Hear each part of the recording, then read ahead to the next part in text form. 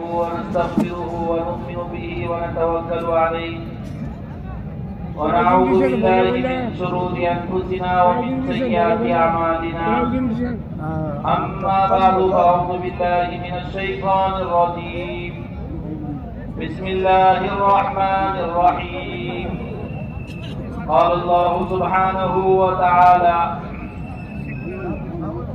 إن يمسسك الله بضر فلا كاشف له إلا هو وإن يردك بخير فلا راد لفضله يصيب به من يشاء من عباده وهو الغفور الرحيم.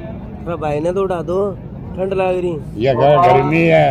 بھائی نے ٹھنڈ لگ رہی ہے. يا أيها الذين آمنوا ما لكم إذا قيل لكم انفروا في سبيل الله اثاقلتم إلى الأرض أرضيتم بالحياة الدنيا من الآخرة فما متاع الحياة الدنيا في الآخرة إلا قليل. وقال رسول الله صلى الله عليه وسلم من قال لا إله إلا الله مخلصا دخل الجنة. قيل وما إخلاصها؟ قال أن تحدثه عن محارم الله. وقال إن الله تعالى يقول لكم مروا بالمعروف وانهوا عن المنكر قبل أن تدعوني فلا أجيب لكم وتسألوني فلا أعطيكم وتستنصروني فلا أنصركم فما زاد عليهن حتى نزل. وقال عليه الصلاة والسلام من بطأ به عمله لم يسرع به نسبه. وقال عليه الصلاة والسلام إذا تبايعتم بالعينة وأخذتم أذناب البقر ورضيتم بالزرع وتركتم الجهاد سلط الله عليكم ذلا لا ينزعه حتى ترجعوا إلى دينكم أو كما قال رسول الله صلى الله عليه وسلم. میرے انتہائی قابل احترام بھائیوں، بزرگوں، دوستوں، اللہ جل جلالہ عم نوالہ نے ہمارے ساتھ سب سے پہلے اپنے خصوصی فضل کا معاملہ فرمایا، خصوصی انعام کا معاملہ فرمایا. اس دل کو اپنی ایک یاد سے، اپنی معرفت سے بھر دیا، اس زبان کو اپنے نام سے رب اللسان کر دیا. اللہ کی قدرت میں غور کر رہے ہیں، اللہ کی بنائی ہوئی چیزوں میں غور کر رہے ہیں. اللہ تک پہنچنے کے لیے ستاروں کو دیکھا، ستاروں کو دیکھ کر کہنے لگے یہ میرا رب ہو سکتا ہے. لیکن جب ستارے غروب ہو گئے تو کہنے لگے غروب ہونے والا رب نہیں ہو سکتا. پھر چاند کو دیکھا، چاند کو دیکھ کر کہنے لگے یہ میرا رب ہو سکتا ہے.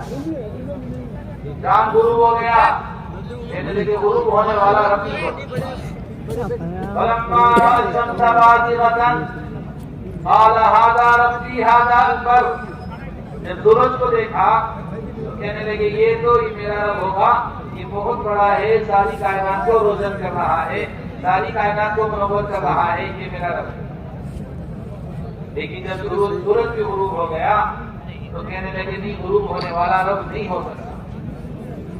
رب روزانہ پانچوں نمازوں میں الحمدللہ رب العالمین، ہماری نماز کی ابتدا اللہ کی ربوبیت کے اعتراف سے ہے.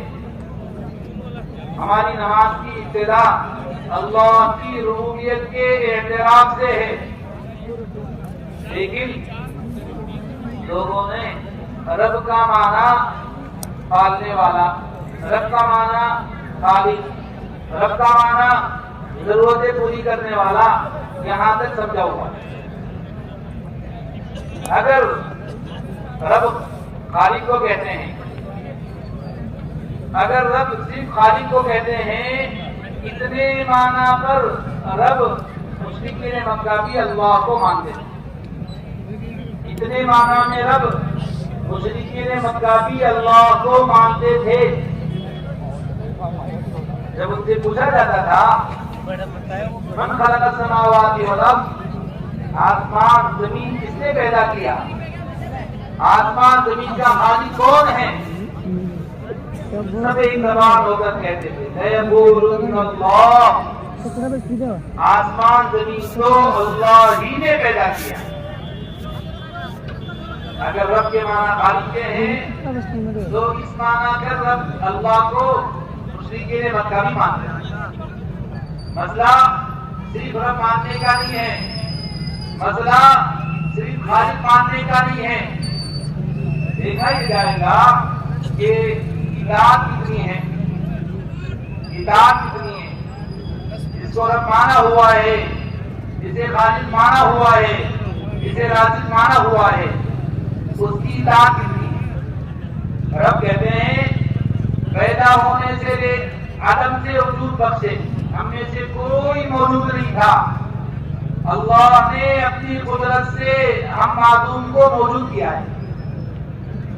جتنے موجود ہوئے، پیدا ہوئے دنیا میں، پیدا ہونے کے بعد سے لے کر موت تک ہر آن، ہر لمحہ، ہر لحظہ، ہر ضرورت کو پیدا بھی کرے، اسے پورا بھی کرے، اور اگلی ضرورت کو پیدا کر کے اس کا انتظام بھی کرے، اسے رکھے۔ اور ابھی اتنا مانا رکھا نہیں ہے، اس پیدا ہونے والے کو پیدا ہونے سے موت تک کی ہر ضرورت پورا کر کے، اس کی ہر ضرورت کو پورا کرنے کے بعد اسے عدم میں پہنچا دے، موت تک پہنچا کے اسے اگلی مرحلے میں گزار دے، اسے رکھے۔ رب کی خالق کے معنی میں نہیں۔ الحمدللہ رب العالمین، اس رب کو ہم نے رب مانا ہوا ہے۔ ہماری ہر ضرورت میں ہم اس رب کے محتاج ہیں، ضرورت کا پیدا کرنا بھی اس کے ذمہ ہے، ضرورتوں کو پورا کرنا بھی اس کے ذمہ ہے۔ دنیا کی کوئی مخلوق آسمان زمین کے بیچ میں رہتی ہو، سمندر کی تہہ میں رہتی ہو، آسمان کی بلندیوں میں رہتی ہو، آسمان کے اس پار رہتی ہو، لہو سرا سے لے کے ساتوں آسمان تک جتنی کائناتیں پھیلی ہوئی ہے، ان کائنات میں بسنے والی ساری مخلوق، اس مخلوق کی ساری ضرورتیں، ان کا وجود، ان کی ضروریات اور ان کے اندر کے جذبات، احساسات، ان کی ہر لمحہ، ہر لحظہ، ہر ضرورت کو پورا کرنے والے کو رب کہتے ہیں۔ الحمدللہ رب العالمین۔ حضرت علی رضی اللہ تعالیٰ عنہ فرمایا کرتے تھے اگر میں سورہ فاتحہ کی تفسیر لکھنا چاہوں، اگر میں الحمدللہ رب العالمین اس سورت کی تفسیر لکھنا چاہوں، 7 اونٹ کتابوں سے بھر جائیں گے سورہ فاتحہ کی تفسیر مکمل۔ اللہ نے بقیہ جتنی کتابیں ہیں اس میں بھی یہ کلام نہیں اتارا، اور قرآن کریم کی بقیہ صورتوں میں بھی ایسی حکیم و شان صورت نازل نہیں کی جو صورت ہمیں کا پہلا جملہ ہے الحمدللہ رب العالمین۔ رب صرف خالق مان لینا ربوبیت کے اعتراف کے لیے کافی نہیں ہے، اس خالق کے حوالے ہو جانا، اس خالق اس رب کے حوالے ہو جانا، اس کی بندگی، اس کی اطاعت، اس کے ہر حکم کو پورا کر کے زندگی گزارنا، اس کو رب ماننا ہے۔ عدی بن حاتم طائی حضور پاک علیہ السلام کی خدمت میں حاضر ہوئے، آپ علیہ السلام نے انہیں ایمان کی دعوت دی۔ لا الہ الا اللہ، عدی کیا لا الہ الا اللہ سے بھاگ رہے ہو؟ حل من لا الہ الا اللہ، کیا اللہ کے علاوہ کوئی معبود ہے؟ تم لا الہ الا اللہ سے بھاگ رہے ہو؟ عدی کہنے لگے اے اللہ کے نبی، بے شک اللہ کے علاوہ کوئی معبود نہیں ہے اور میں اللہ کو رب ماننے تیار ہوں، لیکن چند سوالات، چند باتیں ذہنوں میں ہیں۔ آپ کے رب نے ہم نصارا پر الزام لگایا ہے اتخذوا احبارهم ورهبانهم اربابا من دون اللہ، اتخذوا احبارهم ورهبانهم اربابا من دون اللہ، یہ نصارا نے اللہ کو چھوڑ کر اپنے پادریوں کو اپنے پوپ کو رب بنا دیا، حالانکہ ہم نے اپنے پادریوں کو پوپ کو رب نہیں بنایا۔ یہ کیا کر رہے ہو؟ دینی مجالس، ایمانی مجالس، خدا کی قسم اس مجلس کو فرشتوں نے گھیرا ہوا ہے۔ یہ تصویر اور یہ آلہ اللہ کے غصے کو بھڑکانے والا، اللہ کے جلال کو دعوت دینے والا، فرشتے فوراً نکل جائیں گے اس مجلس سے۔ اس مجلس میں موبائل جیسی تصویریں بننے کی موضوع بھی نہیں۔ یہ حرکت نہ کرو۔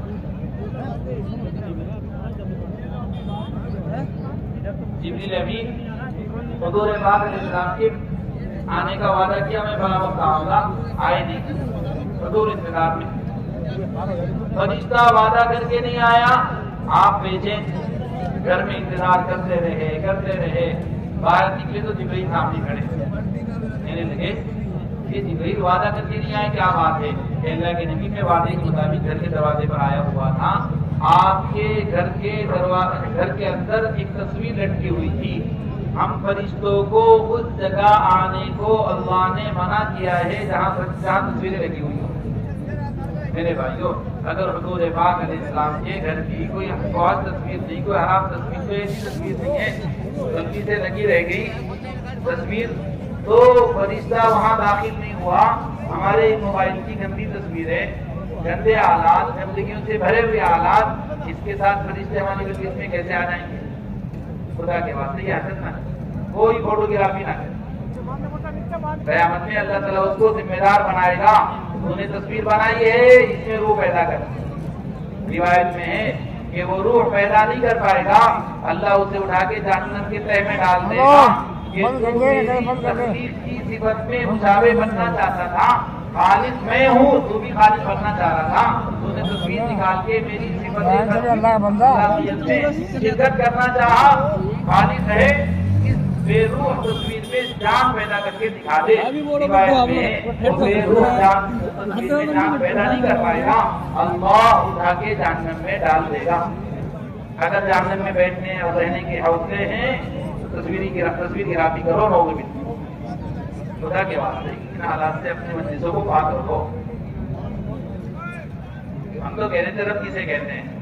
رب صرف خالق ماننے کو رب نہیں کہتے ہیں، پوری بندگی، پوری اطاعت اس رب کی کرنے کو رب کہا جاتا ہے۔ حدیث نے آپ اسرائیل نے اشکال کیا، آپ کا رب کہتا ہے کہ ہم نصارہ نے روحان اور پادریوں کو رب بنا لیا، حالانکہ ہم نے کبھی رب نہیں بنایا، کبھی سجدہ نہیں کیا۔ آپ علیہ السلام نے پوچھا کہ کیا تمہارے راہب، تمہارے پادری کسی حرام کو حلال کرتے تھے، کسی حلال کو حرام کرتے تھے، تم ان کی بات مانتے تھے؟ کہ جی ہاں، بات مانتے تھے۔ آپ علیہ السلام نے فرمایا ان کی بات کا مان لینا ہی ان کو رب بنانا ہے، ان کی بات کا مان لینا ہی ان کو رب بنانا ہے۔ میرے بھائیو عزیزو، ہم صرف زبان سے اللہ کو رب مان لے اور اطاعت بندگی کسی اور کی کریں، ہم زبان سے اللہ کو رب مان لے اور ہمارے طور طریق یہود و نصارہ کے ہوں، ہم زبان سے اللہ کو رب مان لے، ہماری زندگی گزارنے کے طور طریق اللہ کے دشمنوں کے ہوں، ہم اللہ کو زبان سے رب مان لے اور ہمارے 24 گھنٹے گھر کی معاشرت، گھر کے معاملات اللہ کے دشمنوں کے طریقہ پر ہو، تو ہم نے اللہ کو رب نہیں مانا ہوا ہے، ہم نے یہود و نصارہ کو رب مانا۔ اس لیے میرے بھائیو، سب سے پہلی اور سب سے بنیادی ہر فرد امت کی ذمہ داری یہ ہے، کائنات کی ان شکلوں سے نکل کر، کائنات کی ان شکلوں کے دھوکے سے نکل کر اللہ کی ذات عالی کے اعتماد، یقین، توکل پر آنا ہم سب کی پہلی ذمہ داری۔ دعوت اللہ کے اس مبارک کام کا بنیادی مقصد، اولین مقصد، پہلا مقصد امت کے ایمان کو جوڑنا، امت کے ایمان کو قوت پہنچانا، امت کے یقین میں جلا پیدا کرنا، غیروں سے، اللہ کے نافرمانوں سے اور اللہ کے غیر سے جو دل لگا ہوا ہے وہاں سے دل ہٹا کر اللہ کی ذات عالی پر اعتماد، یقین پیدا کرانا، دنیا کی، کائنات کی پھیلی ہوئی شکلوں سے نگاہیں ہٹا کر ایک اللہ کی ذات عالی پر نگاہیں جمانا، اسباب سے نگاہیں ہٹا کر کائنات کے پیدا کرنے والے مسبب الاسباب پر نگاہیں جمانا، کائنات کی شکلوں کا یقین دل سے نکال کر اللہ کی ذات عالی کا یقین دل میں بٹھانا، اس کام کا پہلا بنیادی مقصد کا مقصود ہے۔ اگر میں اس کام کا کوئی نام رکھتا تو اس کام کا نام تحریک ایمان رکھتا۔ ایمان کو حرکت دینے، ایمان میں جلا پیدا کرنے، یقین کو بنانے اور اللہ کے غیر سے اللہ کے ذات عالی کی طرف امت کو متوجہ کرنے کا مقصد اس کام سے پورا کرایا جائے گا۔ انبیاء علیہ السلام کی جب بعثت ہوتی تھی تو امت مختلف شکلوں میں، مختلف چیزوں میں، مختلف اسباب میں گھری ہوئی رہتی تھی۔ انبیاء علیہ السلام ان شکلوں سے نکال کر اللہ کے ذات عالی پر جمانے کی محنت کرتے تھے۔ مسلسل اس محنت پر انبیاء نے اپنی استعداد، اپنی صلاحیت لگائی ہے اور امت کو اللہ کے غیر سے کاٹ کے اللہ کے ذات عالی سے جوڑا۔ یہ ایک مسلسل مخلوق سے انبیاء کا جھگڑا رہا ہے، ایک مسلسل مخلوق کا انبیاء سے جھگڑا رہا ہے۔ انبیاء کا کہنا یہ تھا کہ تم جن شکلوں میں کامیابیوں کو یقین کر کے، شکلوں کو خدا بنا کے ان کے پیچھے لگے ہوئے ہو، تاجر تجارت کے پیچھے، زارع زراعت کے پیچھے، کاشتکار کاشتکاری کے پیچھے، حکومت میں چلنے والا اپنے حکومت کے پیچھے، وزیر وزارت کے پیچھے جو اپنی صلاحیتیں لگا رہے ہیں، اللہ کو چھوڑ کر، اللہ کو بھول کر، ان کو ان شکلوں سے نکال کر اللہ کے ذات عالی کی طرف متوجہ کروانا اور اللہ کے ذات عالی کا اعتماد پیدا کروانا انبیاء کا سب سے پہلا فریضہ تھا۔ ہر نبی کو اللہ یہ پیغام لے کے بھیجا کرتا تھا، ہر نبی کو اللہ اس بات کی دعوت لے کے بھیجا کرتا تھا، ہر نبی اسی بات کی دعوت لے کر آئے ہیں، لا الہ الا اللہ، ایک اللہ اس کائنات میں سب کچھ کرنے والے ہیں۔ کائنات کی شکلوں میں کوئی شکل اپنے کسی سبب میں کوئی تاثیر نہیں رکھتی، ساری شکلیں اللہ کے سامنے بے حیثیت ہے۔ ایک اللہ کا حکم کائنات کی ہر شکل میں اثر انداز ہے، چھوٹی شکل ہو یا بڑی شکل، شکل بہرحال مخلوق ہے، شکل چاہے چونٹی کی ہو اور شکل چاہے ہاتھی کی ہو اور شکل چاہے جبرائیل کی ہو، یہ سب اللہ کا غیر ہے، اللہ کے بغیر کچھ نہیں فرمایا کرتے تھے مخلوق چھوٹی بڑی ہمارے حساب سے ہے، اللہ کے حساب سے کائنات کی ہر مخلوق چھوٹی ہی چھوٹی ہے، کوئی مخلوق بڑی نہیں۔ مخلوق چھوٹی بڑی ہمارے حساب سے ہے، اللہ کے حساب سے مخلوق ساری کی ساری چھوٹی ہے۔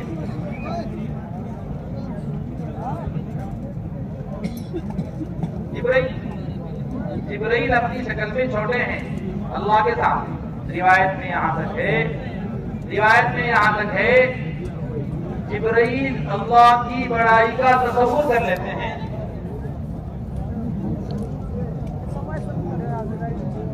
جبرائیل جب اللہ سے پوچھا اللہ کی طرف جبرائیل کیا آپ نے رب کو دیکھا؟ جبرائیل صاحب نے اور کہنے لگے اے اللہ آپ کے نبی، جب میں اللہ کو سوچ دیتا ہوں، اللہ کی بڑائی عظمت کو سوچ لیتا ہوں، تو اللہ کی بڑائی عظمت کے تدبر سے میں چھوٹا ہوتے ہوتے ایک چھوٹے سے پرندے کی طرح ہو جاتا ہوں۔ وہ جبرائیل جو مشرق سے مغرب، شمال سے جنوب اپنے دو پروں کو کھول کے پورا مسجد ڈھانپ قدم تحت الثرا میں ہے، سر اللہ کے عرش کے سامنے جھکا ہوا ہے۔ اتنی بڑی مخلوق جب اللہ کی بڑائی سوچ دیتی ہے تو چھوٹی ہوتے ہوتے ایک چھوٹے سے پرندے کی طرح ہو جاتی ہے۔ میرے بھائیو عزیزو، کائنات کی کتنی شکلیں پھیلی ہوئی ہے، سب اللہ کے سامنے نکلتے ہیں، چھوٹے ہیں، بے حیثیت ہے۔ وما تشاءون الا ان یشاء اللہ، کائنات میں کسی کی مرضی کام نہیں کرتی، ایک اللہ کی مرضی کام کرتی ہے۔ کائنات میں کسی کا حکم نہیں کرتا، ایک اللہ کا حکم کرتا ہے۔ کائنات میں کسی کی چاہت کام نہیں کرتی، انبیاء ہوں یا اولیاء، چھوٹے لوگ ہوں یا بڑے لوگ ہوں، کسی کی مرضی کام نہیں کرتی، وہاں تو ایک اللہ کی مرضی کام کرتی ہے۔ اور تشاءون الا ان یشاء اللہ میں ابلیس کی بھی نفی ہے، سارے انبیاء کی نفی ہے، ایک اللہ کی ذات کا اس بات ہے۔ اس لیے میرے بھائیوں سب سے پہلا فریضہ، سب سے بنیادی فریضہ، ہر غیر کا یقین دل سے نکال کر اللہ کی ذات عالی کا یقین دل میں پیدا کرانا۔ ابراہیم علیہ السلام نے اپنی ماں سے پوچھا مجھے کون پالتا ہے؟ ماں نے کہا بیٹا مجھے میں پالتی ہوں۔ امی جان آپ کو کون پالتا ہے؟ بیٹا مجھے تیرا باپ آدر پالتا ہے۔ امی جان میرے باپ آدر کو کون پالتا ہے؟ کہ تیرے باپ آدر کو نمرود پالتا ہے۔ امی جان نمرود کو کون پالتا ہے؟ ماں نے کہا بیٹا وہ رب الارباب ہے، وہ رب الارباب ہے، وہ سب کو پالتا ہے، اسے کوئی پالنے والا نہیں۔ ابراہیم علیہ السلام کہنے لگے جو پہلے نہیں تھا اور بعد میں بھی نہیں ہوگا وہ رب کیسے ہو سکتا ہے؟ جو پہلے نہیں تھا بعد میں نہیں ہوگا وہ رب کیسے ہو سکتا ہے؟ کائنات کی ہر شکل معلوم بھی اب موجود ہے، ایسا معلوم ہو جائے۔ کائنات کی ہر شکل فی الحال جو موجود ہے ان میں تغیر ہے، تبدل ہے، کوئی شکل اپنے وجود میں بذات خود موجود نہیں ہے۔ جب تک اللہ اسے موجود رکھیں گے موجود رہے گی، جب اللہ اس کے وجود کو ختم کرنا چاہیں گے دنیا کی کوئی طاقت اس سبب کو باقی نہیں رکھ سکتی۔ اس کائنات میں ایک اللہ کا امر، ایک اللہ کا حکم، ایک اللہ کی مرضی چلتی ہے۔ درخت کا پتا اللہ کی مرضی کے بغیر درخت سے گر نہیں سکتا۔ کائنات میں جتنے درخت پھیلے ہوئے ہیں ہر درخت کا ہر پتا اللہ کی مرضی، اللہ کی منشا، اللہ کی چاہت پر زندگی گزار رہا ہے۔ وہ اپنے وجود میں اللہ کی مرضی کا محتاج، اپنے بقا میں اللہ کی مرضی کا محتاج، اپنے گر کر سوکھ جانے میں اللہ کی مرضی کا محتاج۔ ما تسقط من ورقۃ الا یعلمھا، کوئی درخت کا پتا زمین پر گر نہیں سکتا جب تک وہ اللہ سے اجازت ہے۔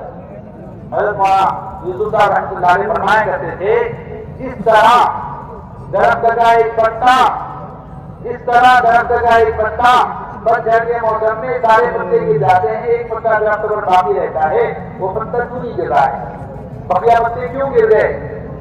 کہ وہ پتا اپنی مرضی سے باقی نہیں ہے اور بقیہ پتے اپنی مرضی سے گرے نہیں ہیں۔ ہر پتے کو اللہ کا امر ہوا ہے تو وہ گرا ہے، اس پتے کو اللہ کا امر نہیں ہوا تو وہ باقی۔ جب یہ اللہ کا امر اس کو آئے گا وہ پتا زمین پہ گرے گا۔ اور فرمایا کرتے تھے جس طرح درخت کا یہ پتا اپنے گرنے میں اللہ کے حکم کا منتظر ہے، ٹھیک اسی طرح جبریل امین اپنے وجود اور بقا میں اللہ کے حکم کا منتظر ہے۔ اور جس امر کن سے اللہ اس درخت کے پتے کو گرائے گا اسی امر کن سے ٹھنڈ میں جاؤ بڑی مخلوق کے لیے بڑا حکم، چھوٹی مخلوق کے لیے چھوٹا حکم، اللہ کے لیے ہے، اللہ کی منشا، اللہ کی رضا کا حکم ہے۔ کائنات میں جہاں جو اس وقت ہو رہا ہے اس کے جانے سے ہو رہا ہے، اس کے جانے سے ہو رہا ہے۔ فی الحال کائنات میں جو جس شکل میں، جس حیث میں، جس صورت میں وہ اس کے جانے سے، اس کے کرنے سے ہو رہا ہے۔ ایسا بھی کائنات کے اندر جو ہوگا وہ اس کی مرضی ہے، اس کی چاہت ہے۔ عشاء کتنے بجے ہوئے گی؟ عشاء کتنے بجے ہوئے گی؟ کیوں اٹھاؤ مزدور آ کرتے رکا بنی ہوگی دقت ہے۔ حضرت بلال بہت حضرت بلال حکم کا پابند ہے، کسی اور کے حکم مطابق نہیں ہوگا۔ ہر ایک کو اللہ کا الگ حکم مل رہا ہے، ہر ایک کو اللہ کا الگ حکم مل رہا ہے۔ ایک کام والے کہیں گے اے اللہ کے نبی ان دونوں میں خارج پھیل گئی، آپ نے فرمایا کیسے پھیلی؟ کہنے لگے ایک اونٹ کو خارج ہوگی تھی، وہ اونٹ کی خارج 3 لاکھ اور 3 سارے لاکھ کی اونٹوں نے خارج کری گئی۔ آپ علیہ السلام نے یہاں آ کر اس دیہاتی رہنے والے کی عقیدے کو ٹھیک کیا ہے۔ میرے بھائیو، ہمارے گول میں کفر چھپا ہوا ہے، ہمارے دوسری سلوٹوں میں کفر چھپا ہوا ہے، ہمارے زندگی گزارنے کے انداز طور طریق میں کفر چھپا ہوا ہے۔ ہمیں اس کا اندازہ نہیں۔ اللہ نے عجیب نقشہ کھینچا ہے، اللہ نے عجیب نقشہ کھینچا ہے۔ جب امت حالات میں آتی ہے تو اللہ کو یاد کرنے پر آ جاتی ہے، جب حالات ختم ہو جاتے ہیں تو اللہ کو بھول کر کسی اور کی طرف چیزوں کو منسوخ کرتی ہے۔ ہمارے حضرت مولانا داتا صاحب برکاتہ فرماتے ہیں کہ حالات میں اللہ کو یاد کرنا کوئی کمال کی بات نہیں ہے۔ مشرکین مکہ سمندر میں کشتی پر سوار ہوتے تھے تو وہ اللہ کو یاد کرتے تھے، بقیہ بتوں کا انکار کرتے تھے۔ اللہ نے قرآن شریف میں فرمایا اذا رکبوا فی الفلک دعوا اللہ مخلصین لہ الدین، جب یہ کشتی پر سوار ہوتے تھے اور کشتی کی موجوں میں گر جاتے تھے، سارے غیر اللہ کو بھول جاتے تھے اور اپنی نیتوں میں اخلاص پیدا کر کے اللہ کو پکارتے تھے اور یوں کہا کرتے تھے کہ اللہ اس سمندر کی موجوں سے آپ کے علاوہ کوئی نجات دینے والا نہیں ہے۔ کتنی نیت میں اخلاص ہوتا تھا، اتنا نیتوں میں اخلاص ہوتا تھا، کسی طرح کی کوئی ملاوٹ نہیں ہوتی تھی۔ دعوا اللہ مخلصین لہ الدین، اپنی نیتوں میں اخلاص پیدا کر کے اللہ کو پکارتے تھے۔ اس طرح مشرکین مکہ اسباب کے گم ہو جانے پر اور حالات میں گر جانے پر اخلاص کے ساتھ اللہ کو پکارتے تھے، اس طرح ہر مومن سے 24 گھنٹے اخلاص کے ساتھ اللہ کو پکارنا مطلوب ہے۔ جس طرح مشرکین مکہ اس یقین کے ساتھ اللہ کو پکارتے تھے کہ اے اللہ، ہم سمندر کے اندر موجوں کے نیچے گرے ہوئے ہیں، یہاں تیرا کوئی غیر ہمیں بچانے والا نہیں ہے، تیرا کوئی غیر ساتھ دینے والا نہیں ہے، یہاں نجات صرف تو ہی دے سکتا ہے۔ میرے بھائی اور لوگ، جس طرح مشرکین مکہ اللہ کو اس حال میں نجات دینے والا یقین کر کے اللہ کو پکارتے تھے، حضرت مولانا یوسف صاحب اللہ علیہ فرماتے ہیں کہ اسی طریقے سے زندگی کے ہر لمحے، ہر لحظے، زندگی کے ہر چھوٹے بڑے کام میں اللہ کو پکارنے کا مطالبہ ہے، اس طرح اخلاص کے ساتھ کہ اللہ یہ چھوٹے سے چھوٹا کام، بڑے سے بڑا کام آپ کے علاوہ کوئی نہیں کرے گا۔ اسباب میں گرے ہوئے ہونے کے زمانے میں اللہ کو اخلاص کے ساتھ اس طرح پکارنا مطلوب ہے جس طرح مشرکین مکہ اسباب سے خالی ہو کر اللہ کو اخلاص سے پکارا جائے۔ حالات کا بھی کمال کی بات نہیں ہے۔ مشرکین مکہ بھی اللہ کو پکارتے تھے حالات میں آ کر کہ جاتا ہے اسباب گم ہو گیا، اب اللہ یاد آ رہا ہے۔ ایمان والا گھر میں جو بیمار ہو گیا، یہ ڈاکٹر وہ ڈاکٹر، یہ دوا وہ دوا، یہ کلینک وہ کلینک، سب جگہ چکر لگا رہا ہے، سب جگہ کوشش کر رہا ہے، اسے اللہ یاد نہیں آتا، اسے ڈاکٹر یاد آتے ہیں۔ اسے اللہ یاد نہیں آتا، اسے دوا یاد آتی ہے، اسے اللہ یاد نہیں آتا، اسے غیر اللہ میں الجھتے یہ دائیں بائیں چکر لگا رہا ہے۔ سارے ڈاکٹروں نے ہاتھ اٹھا لیے، ساری مشینیاں فیل ہو گئی، ساری دوائیں کام کرنا بند کر دے، ہم یہ آتا ہے سارے اسباب سے مایوس ہو کر، ہم یہ آتا ہے سارے اسباب اور چیزوں سے مایوس ہو کر کہ اب تو اللہ ہی کرے گا۔ اے اللہ اسے بچا دے، اے اللہ اسے نجات دے دے، اے اللہ اسے شفا دے دے۔ اللہ تعالیٰ کو اب حالات میں یہ پکار رہا ہے۔ میرے بھائیو اور بھائیوں، حالات میں اللہ کو پکارنا کمال کی بات نہیں ہے۔ مشرکین مکہ حالات میں اللہ کو پکارا کرتے، کمال تو یہ ہے اسباب میں گرا ہوا ہے، چیز و سامان میں گرا ہوا ہے، شکلوں میں گرا ہوا ہے، اس وقت ساری شکلوں کا انکار کر کے، سارے اسباب کا انکار کر کے اللہ کو پکارنا یہ ایمان ہے۔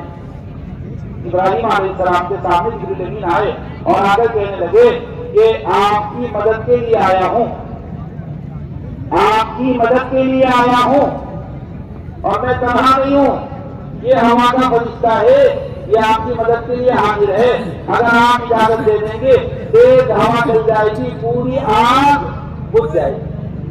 ये पानी का फरिश्ता हाजिर है, ये आप इजाजत चाहता है, अगर आप इजाजत दे देंगे ये पानी का फरिश्ता आग को मिनटों में बुझा देगा। और मैं आपकी खिदमत में हाजिर हूँ, आप इजाजत दे तो मैं को देखकर इब्राहिम अलैहिस्सलाम ने फरमाया सबब मौजूद है, सबब मौजूद है, बड़ी सबब मौजूद है। इस ज़मीन में बहुत सी कौमों के तख्ते पलटे हैं, छोटी सी आंखें बरतना कौन सी मुश्किल बात है। कभी शक्ल में सबब मौजूद है।